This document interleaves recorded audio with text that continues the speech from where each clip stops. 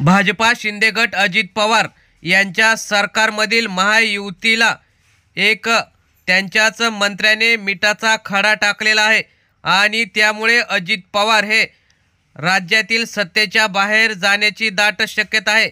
या महत्त्वाच्या मंत्र्याच्या या वक्तव्याने आता राज्यात एक राजकीय खळबळ उडालेली दिसत आहे।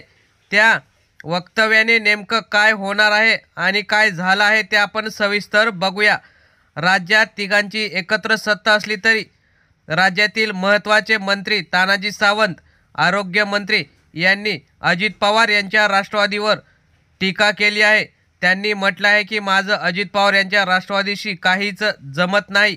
आम्ही कॅबिनेटमध्ये एकत्र बसलो तरी बाहेर आल्यावर मला उलट्या होतात। त्यामुळे आता या वक्तव्याला चिडून अजित पवार हे सत्तेच्या बाहेर जाण्याची दाट शक्यता वर्तवण्यात येत आहे। अमोल मिटकरी यांनी सुद्धा तानाजी सावंत यांना मंत्रिमंडळातून हकलण्याची मागणी केलेली आहे व महायुतीमध्ये असले नेते नको अशी जाहीर भूमिका घेतल्याने तानाजी सावंत व शिंदे गट यांची अडचण झालेली आहे। त्यामुळे आता राष्ट्रवादीशी जमत नाही परंतु सत्तेसाठी एकत्र कसं घेतलं असा प्रश्न भाजपाला सगळेच विचारत आहेत। त्यामुळे आता या तिघांच्या युतीमध्ये मिठाचा खडा टाकल्याने पुढे काय होतं याकडे लक्ष लागलेलं आहे।